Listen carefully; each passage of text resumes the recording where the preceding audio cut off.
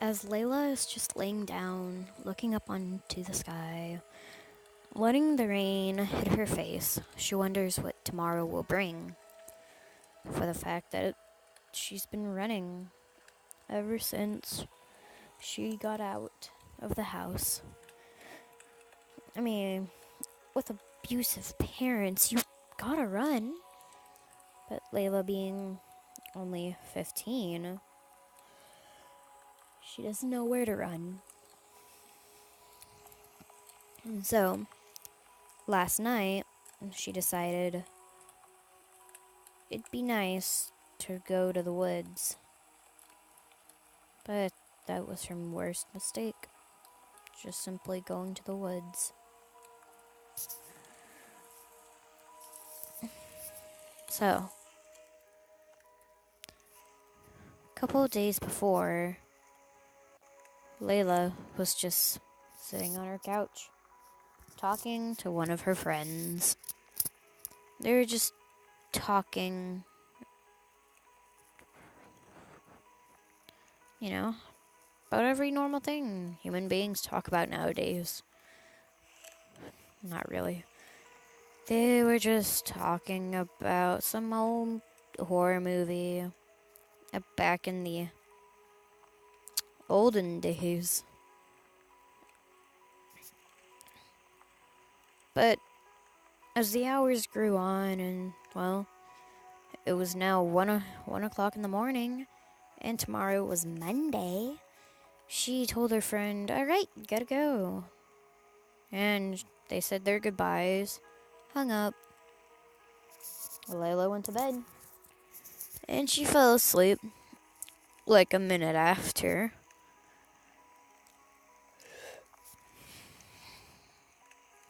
She woke at 6, the usual time.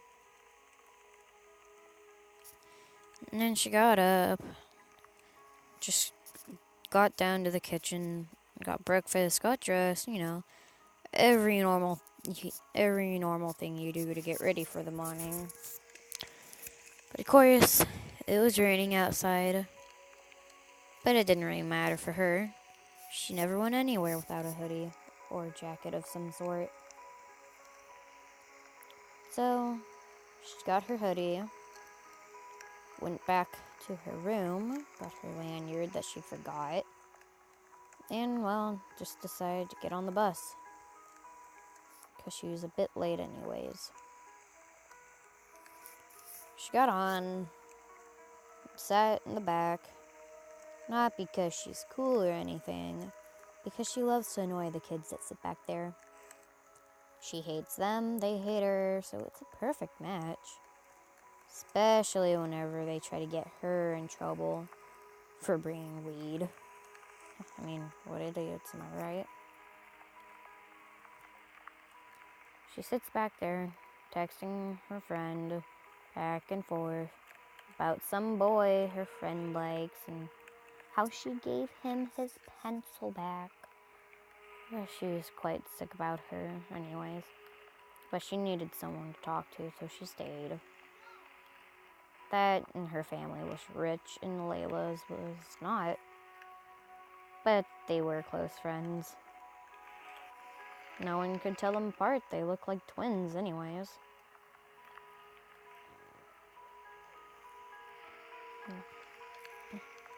As she went to school, nothing really happened that day. Seemed to be, well, normal. Until fourth period. When every parent's nightmare came in. There was a lockdown. Not a drill. Some student came in. He just had a pocket knife, but it was still a lockdown. Sometime later, they found out that it wasn't just the kid. The kid was killed because others got in the building. They say others because they don't know what they were. Security cameras didn't get anything but a black blur running around. And the kids weren't allowed to know exactly what happened, only because they didn't want them getting scared.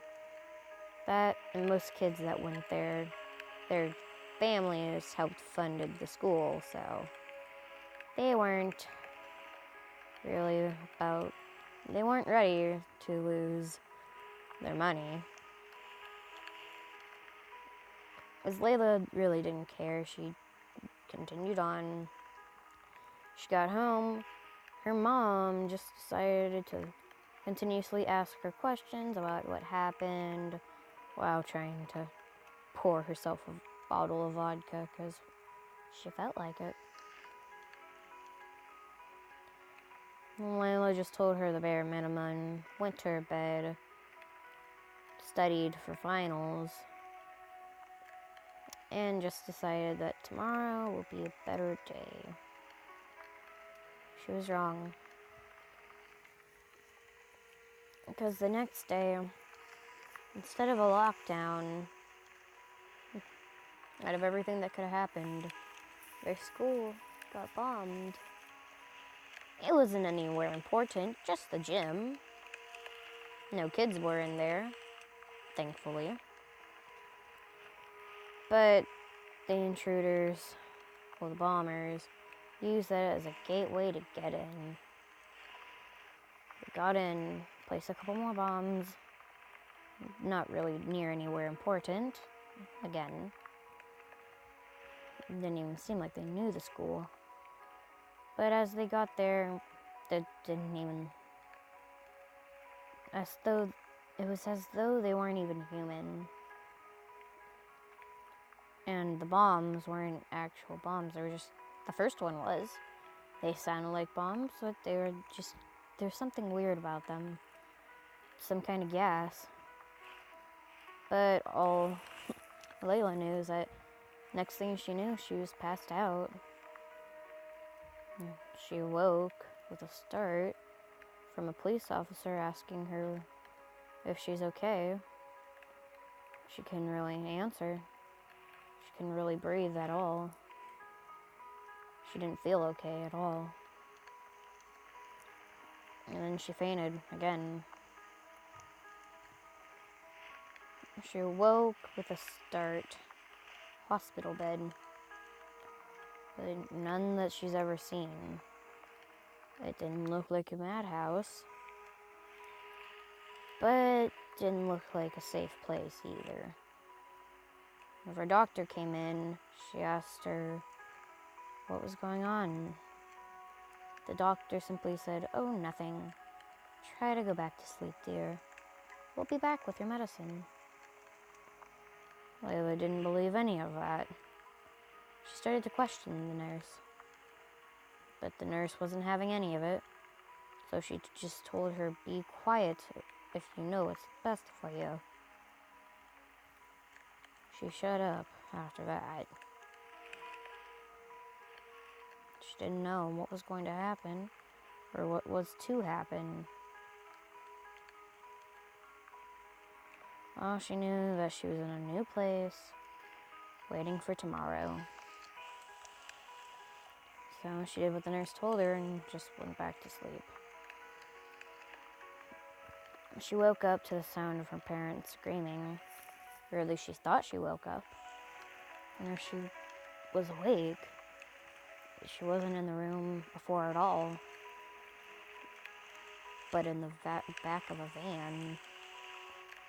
She was scared. She didn't know what happened or if this was even reality. But then she actually did wake up. And this time it was her parents mad. She overheard them saying something about how it wasn't right that they had to keep their child there longer than anyone else had to be there. She overheard them talking about how the gas, an unknown kind of gas, got into her. And the fact that the doctors have never seen anything like it or ever recorded anything like it. They don't know what it could do, what it will do, if it will kill her, what disease it that comes with or anything. So they gotta keep her there. Just in case something happens. Which was right of them. Because after a little bit, stuff did start to happen.